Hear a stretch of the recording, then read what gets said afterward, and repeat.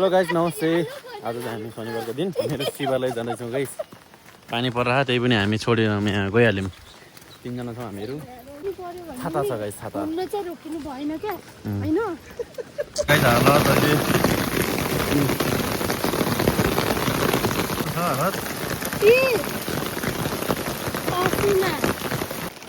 So guys अब चाहिँ यत्रो बेर पानी परेर सबै भिजिसकेपछि चाहिँ यस्तो छ यी हालत। यहाँ भिजेर चाहिँ यस्तो छ गाइस ल अवस्था। अब हामी यहाँ सर्लक्कै भिजेर तलदेखि माथिसम्म यस्तो भिजोक छ है। बल्ल चाहिँ अलिअलि पानी रोक्यो यस्तो छ मौसम अहिले।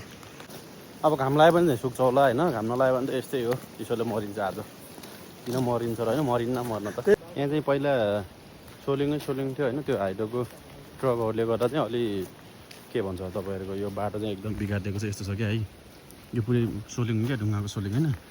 अनि बिगारेर चाहिँ यस्तो भएको छ। नत्र त राम्रो थियो बाटो, पिस गर्नु पर्दैन, यसले काम चल्थ्यो भन्ने हो। अझै पानी पर्ने जस्तै छ है।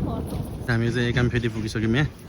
अहिले चाहिँ पानी पुरै रोकिसक्यो। र हामी चाहिँ अब यहाँ वडा नम्बर 2बाट 1मा लाग्यौँ। अब 1बाट चाहिँ जिक्याब सुरु हुन्छ है त गाजी। यो चाहिँ जिक्याब हो होइन, जिक्याबको गेट। अब चाहिँ हामी शिवालय पुगेको है। पानी चाहिँ परेको छैन यहाँ। यो चाहिँ शिवालय बजार।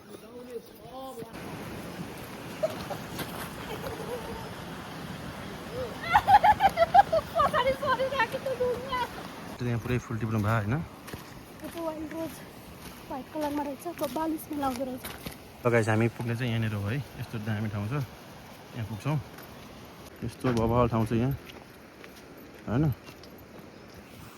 हामीहरू यहाँ छौँ। अबको 5 मिनटमा हामी त्यहाँ पुग्छौँ।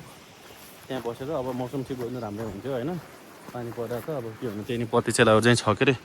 यहाँ पत्ती चेलाहरू पनि छ होइन। मौसम हाम्रो पहिले अझ राम्रो देख्थ्यो होला है। हेर्नु त यस्तो त छ मौसमै, तर पनि दामी चाहिँ फुलै फुल फुलेको छ यहाँ।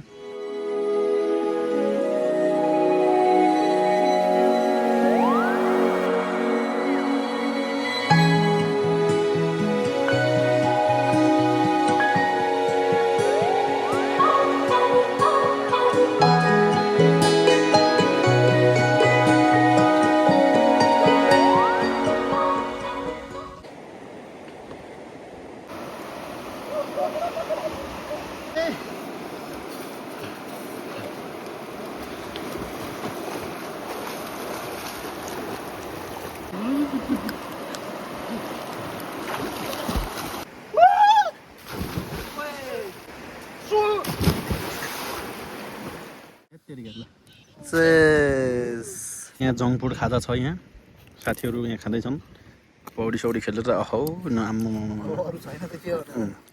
साइडमा जुत्ता सुक्दैछ बिहानको पानीले भिजाएको कारणले। अहिले चाहिँ यस्तो मौसम छ। केही पनि हामी रमाइलो गरिरहेको छौँ।